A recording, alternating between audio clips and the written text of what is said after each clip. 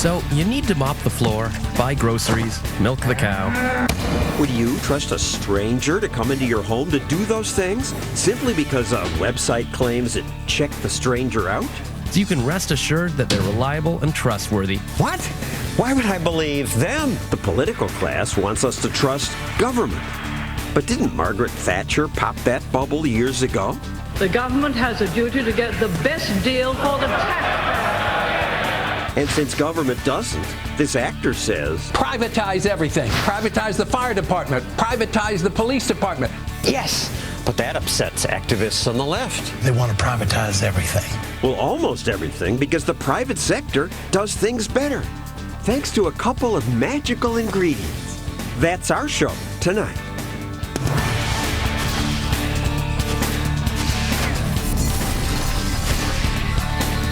And now, John Stossel. Trust. A lot depends on it.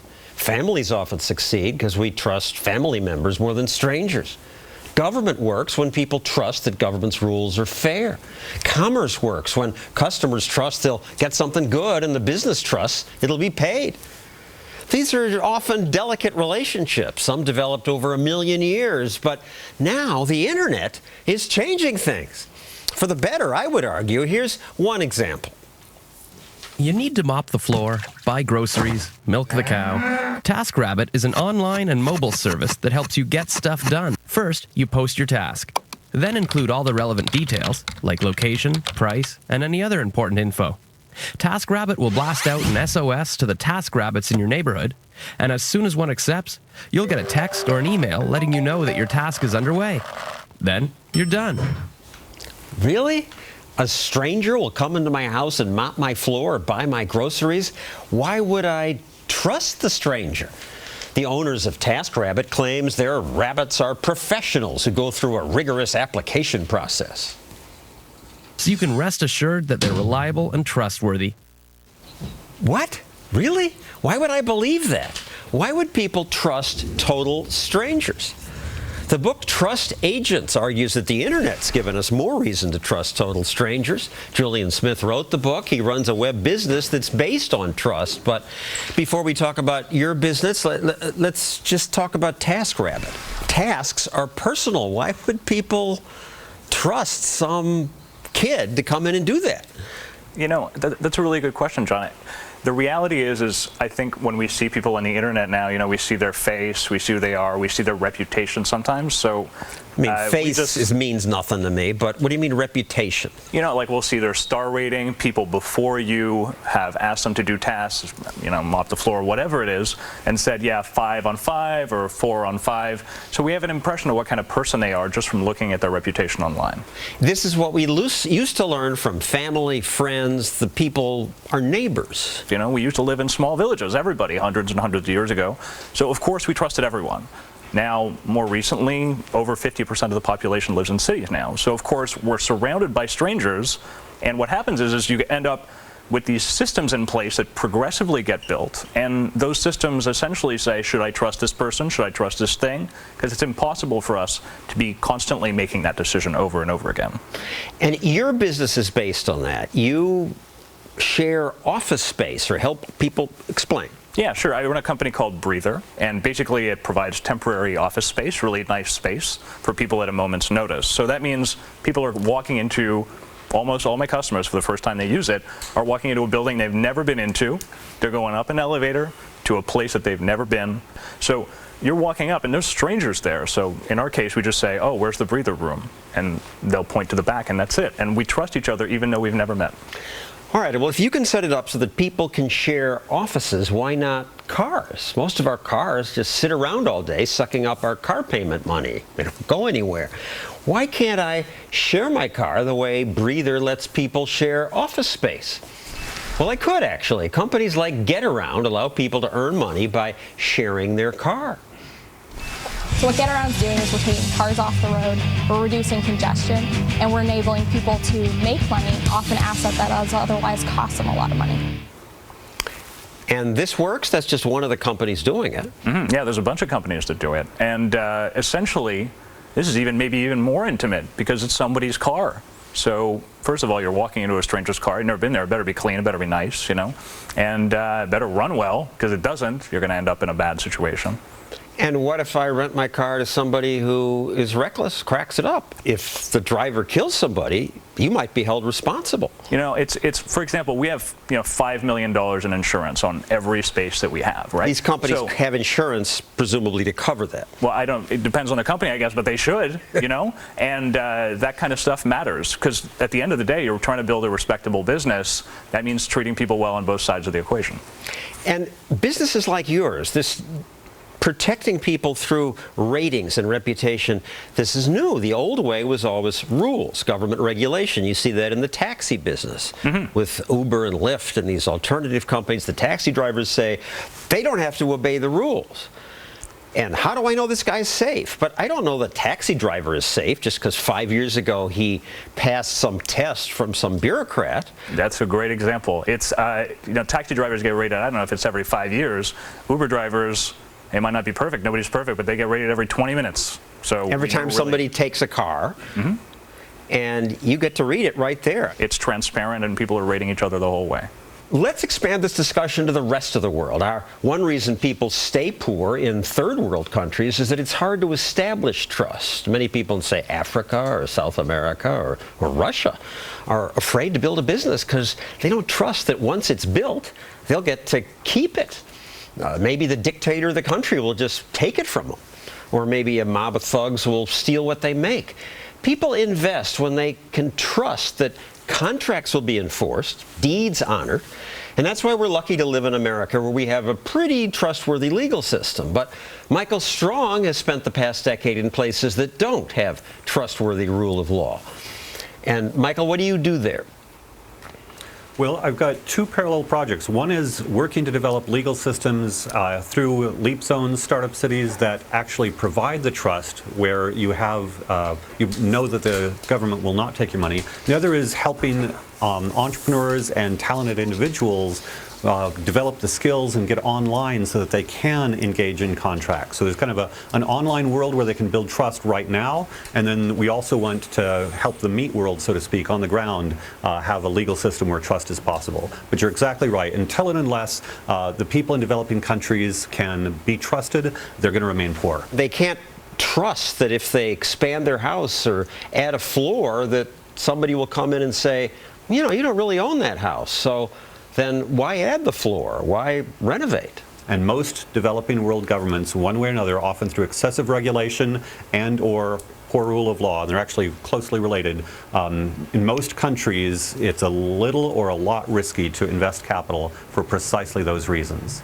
So you train workers in the third world, and many find work, but find it in faraway places. Here's a commercial promoting the idea that people could work without going to any office. My commute to work was an hour and a half out of my day I would spend in my car. I used to have to fly literally 1 million miles a year. We can be in the middle of the Arctic Circle in Greenland and doing our job.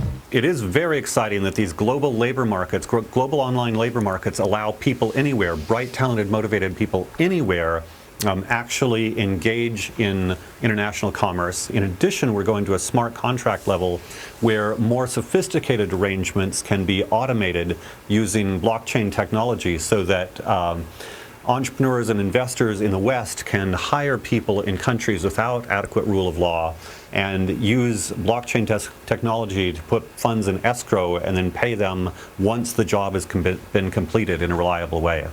So these people feel more assured that they'll be paid, and they're willing to do the work. Exactly. So that sort of technology allows for international trust at a scale and in countries where it's never been possible before.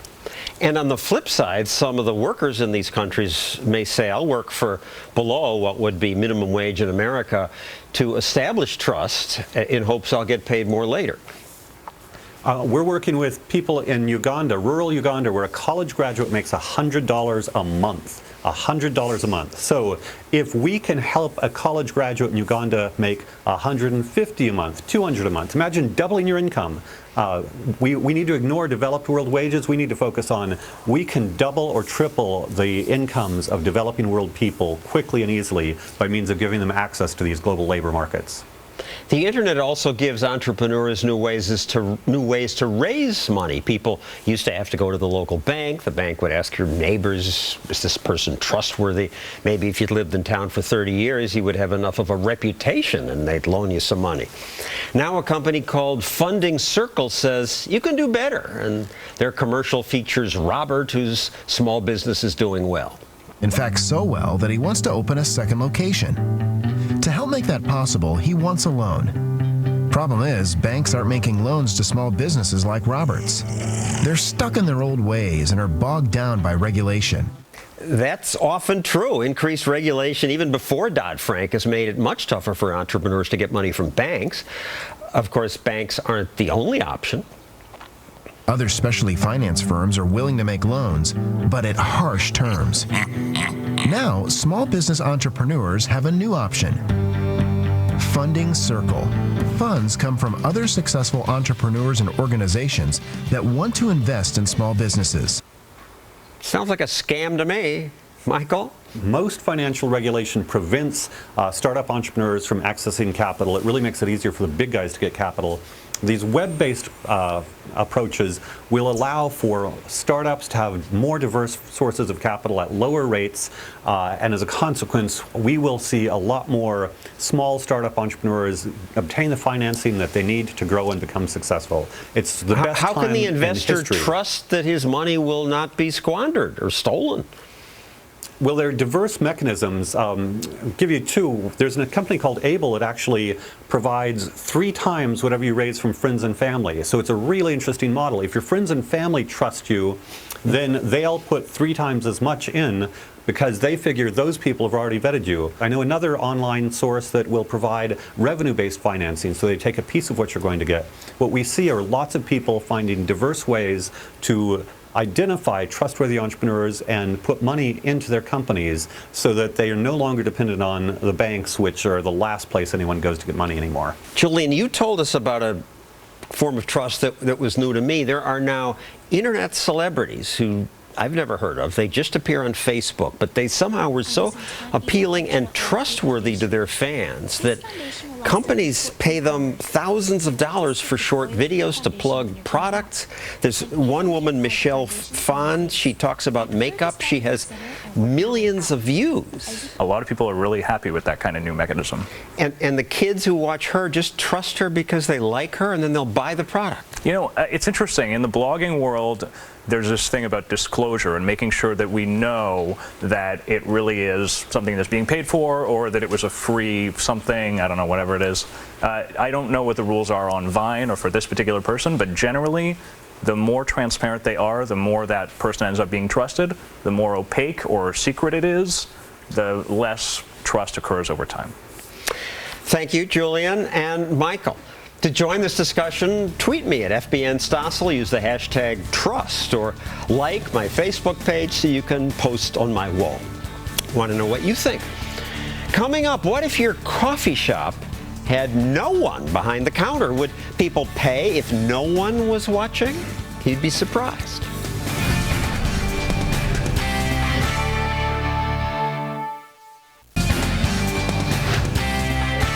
Privatize everything. Privatize the fire department. Privatize the police department. Privatize everything. Make them responsible. Yes! Go get them! I love it when a Hollywood actor gets something right. Americans just assume government must be in charge of things like road maintenance, garbage collection, ambulance services.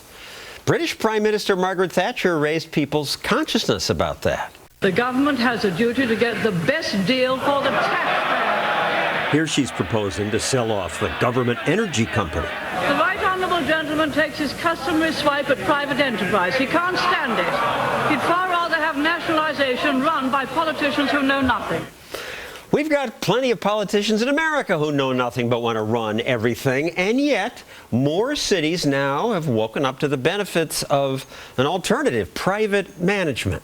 Len Gilroy of the Reason Foundation publishes the Reason Privatization Report, which tracks what's working and what's not. So What's working? Well, you have lots of routine services that citizens interact with every day, like their trash service or their water, wastewater, or pothole repair, that kind of thing. You have things that are in the back end of government, things like IT or payroll or those sorts of functions. You have even assets that are run for governments by the private sector. And how does it work? Why does the private sector do it better or cheaper?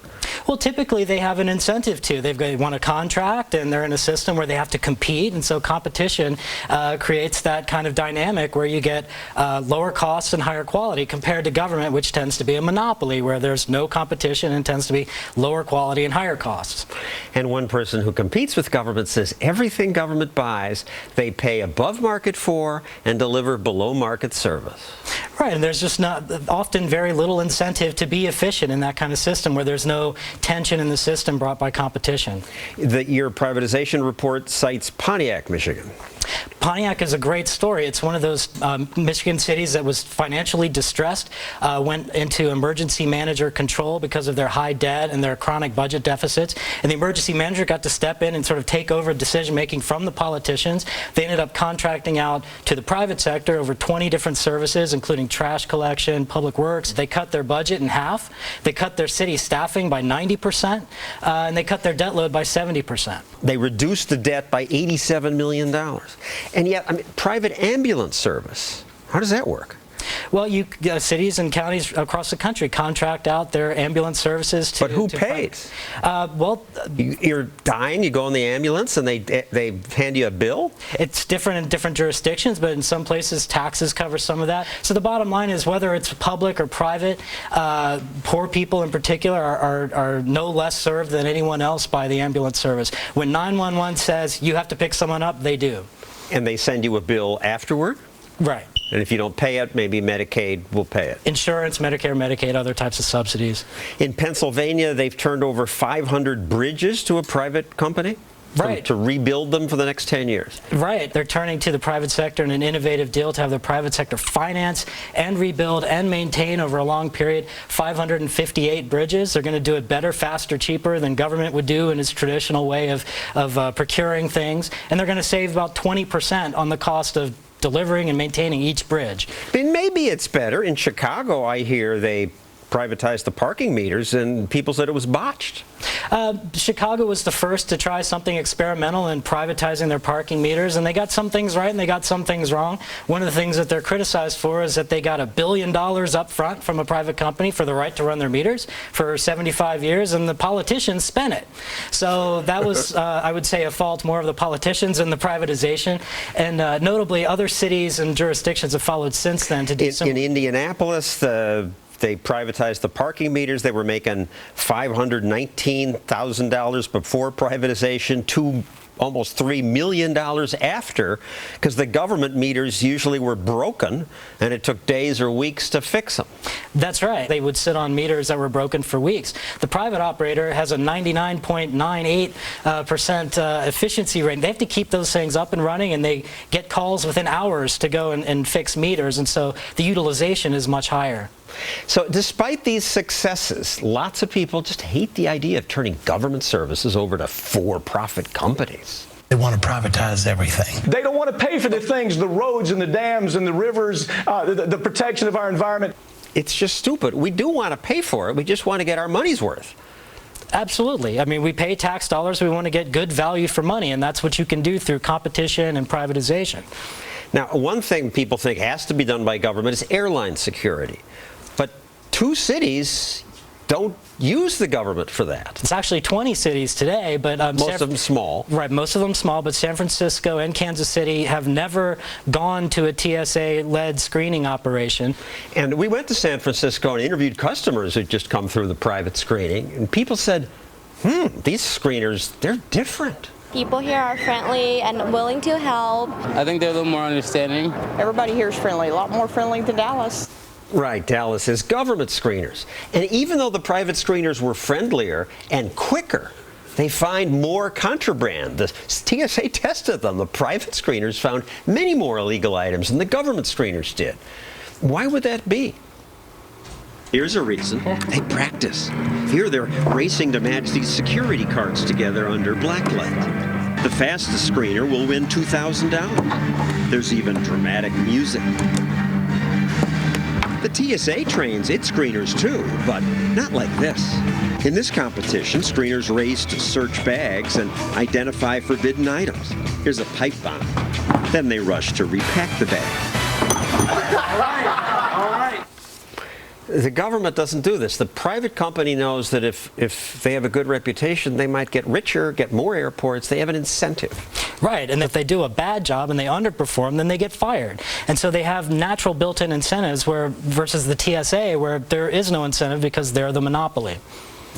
Thank you, Len Gilroy. And next, would you trust a group of strangers to be your doctor? I sure wouldn't, until I researched a new company that lets strangers do that, and now I'm kind of convinced. Next.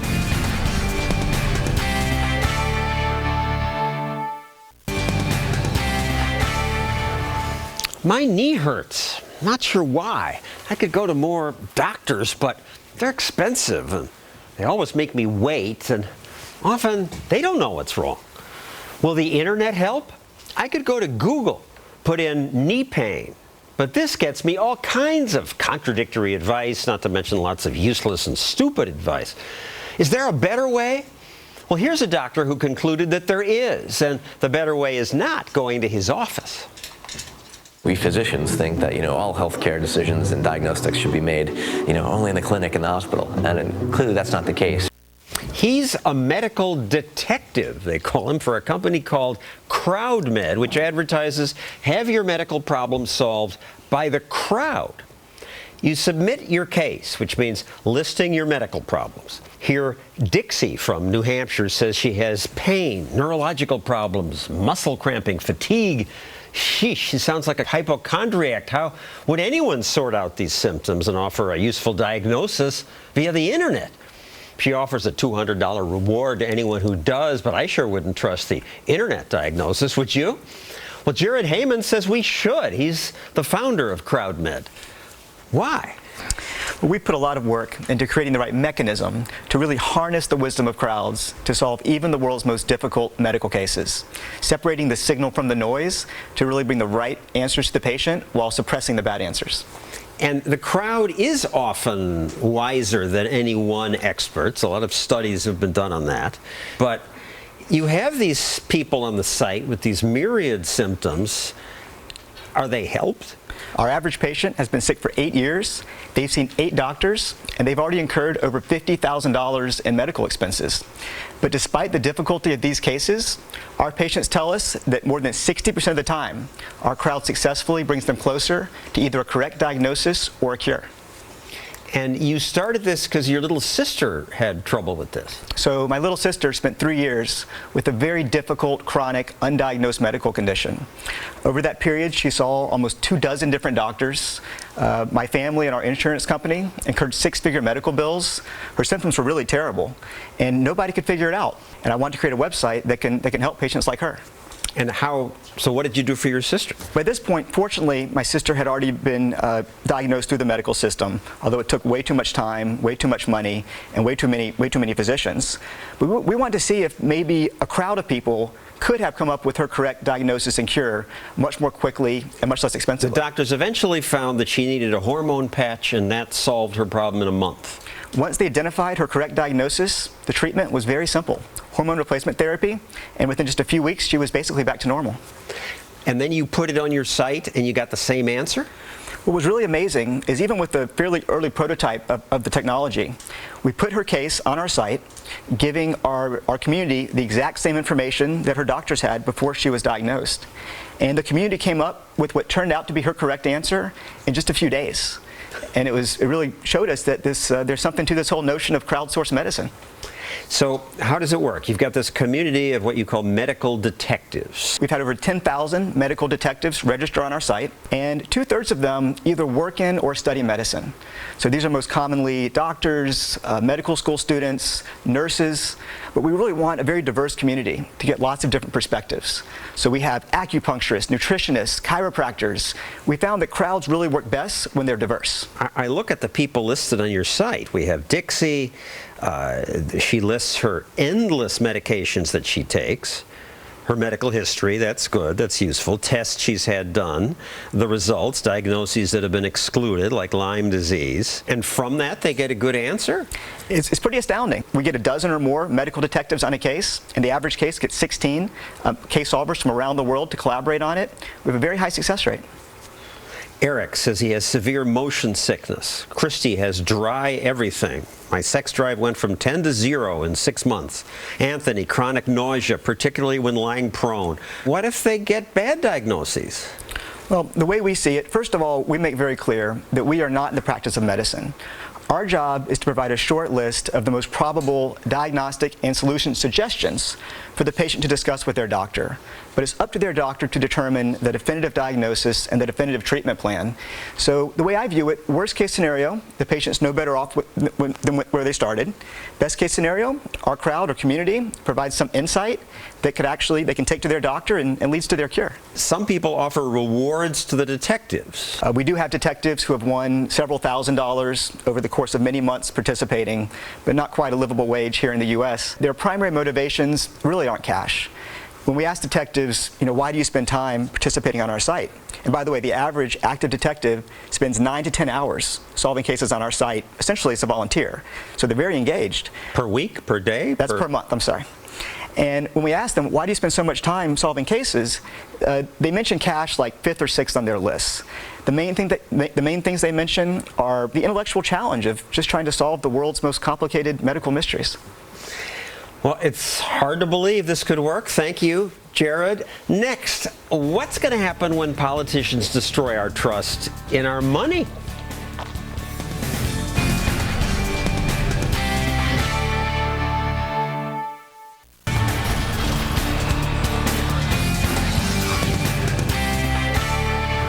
If you look at the money in your pocket, you'll see it says, "In God we trust," but right below that is a picture of the White House.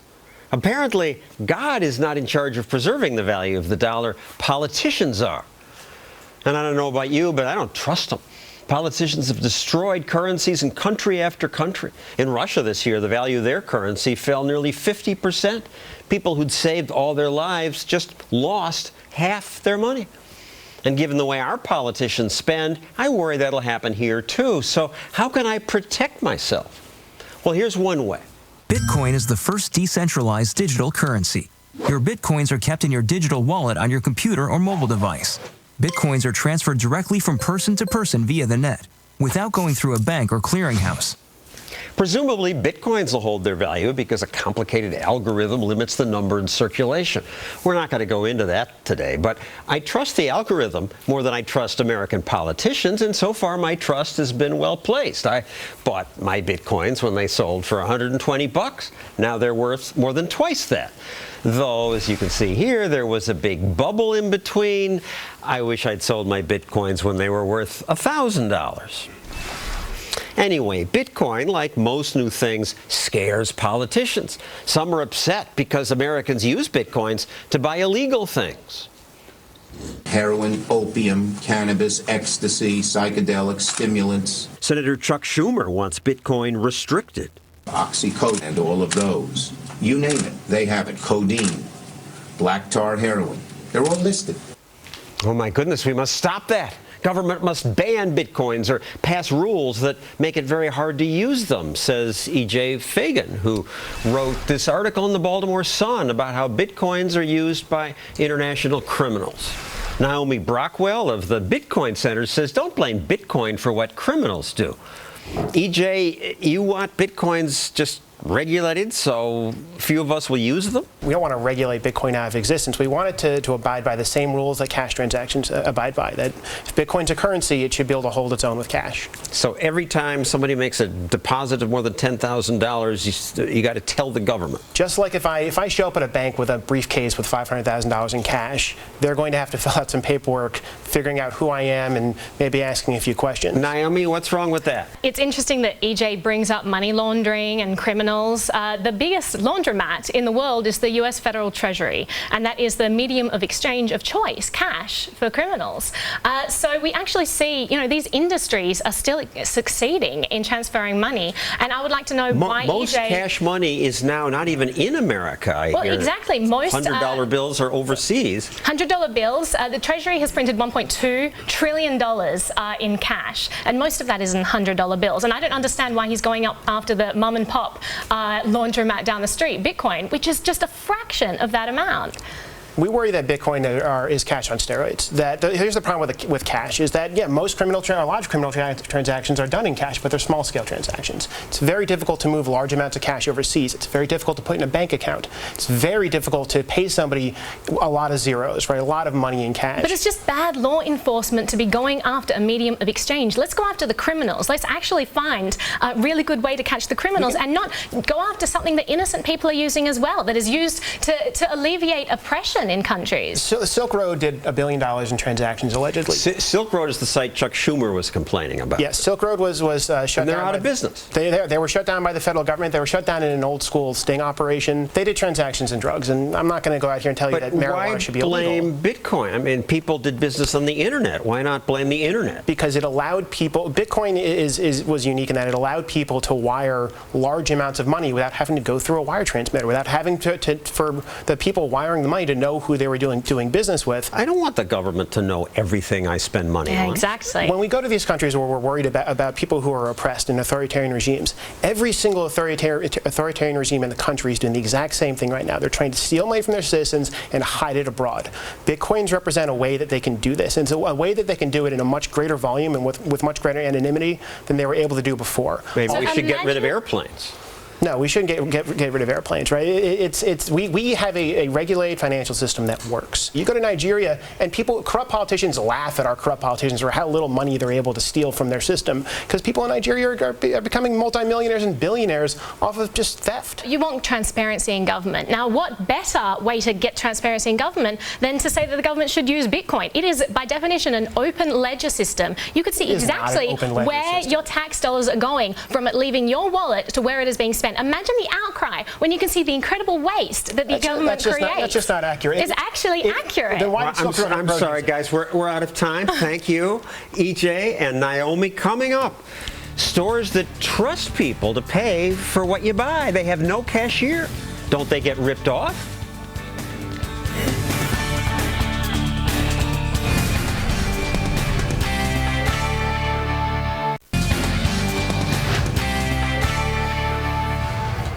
Some people cheat, some steal. That's why stores have cashiers near an exit to make sure you don't sneak out without paying. But what if there were no one there to check? This coffee shop in North Dakota has no one behind the counter. The thing that's amazing is that people have been extremely honest. When I add up how much has been taken and how much is in the till at the end of the day, people are 15% more generous than thieving. More people overpay than underpay. Of course, that was North Dakota. Maybe they're different, but here's a California business that trusts its customers. Swanton Berry Farm sells strawberries, jams, baked goods with no cashiers. I think people would rip them off, but Jim Cochran, who runs that farm stand and the farm behind it, says they don't. They don't? No, it's amazing. It's really quite a phenomenon. We do thousands of dollars worth of business in one day, and it's really quite amazing to see people experience it for the first time. At first you did this because you were busy, there weren't that many customers, you couldn't afford to have a cashier there all the time, but now you have all these customers. You're leaving for change available in the open, $50 to $100, and people are honest? Yeah, and sometimes somebody from Germany or Chicago will show up and start scratching their head, and then another customer will come up and say, here's how you do it. You make your change here, and they go through a period of disbelief, and then they finally get adjusted to the idea, and sure enough, they do it. And then, of course, they want to have their picture taken next to the till. Some people might say this is because your farm is in a small town, but people in big towns are honest too. The tea company, Honest Tea, for the last few summers ran honesty experiments. We installed racks of tea in 50 states, all 50 states, and a sign that says $1 a bottle honor system. And then we have the Lucite box where people can put money in or not. And then we just step back and watch the results. This year, both Hawaii and Alabama were once again the most honest states. They were joined this year by Tennessee and Alaska as well. We also saw that blonde was the most honest hair color. We also saw that women were slightly more honest than men. And in New York City, 98% of the people were honest. And the least honest states in their test were Montana and Idaho. So, Jim, there's just no pattern. Wow. It would be really interesting for somebody to look at what is going through people's minds. But I have to say it makes them happy, and it makes us happy. We love coming through the farm stand and seeing the happiness that people have, and it's really fun. Now, this doesn't always work everywhere. A New Hampshire farm stand said it had to close because of thefts from the cash box. Stephen King wrote a novel under the honor system plan. He asked readers voluntarily to pay $1 for each chapter downloaded, and he said he'd keep writing only if 75% of the readers paid, but fewer than 50% paid. Have you been robbed? Ever? People take the money ever? Oh, sure. Of course we have. But it's been rare that we've noticed it. We do a beginning inventory and an ending inventory, and we have an idea how much product we've sold. And, you know, interestingly enough, we do get variation, but on average, it works out to just about right. Thank you, Jim. A British university once ran a trust experiment at a coffee station and found people were much more honest when they put a poster on the wall showing eyes staring down. No one was watching, but the eyes poster alone led coffee and tea drinkers to leave twice as much money. Next, who is more trustworthy, government or business?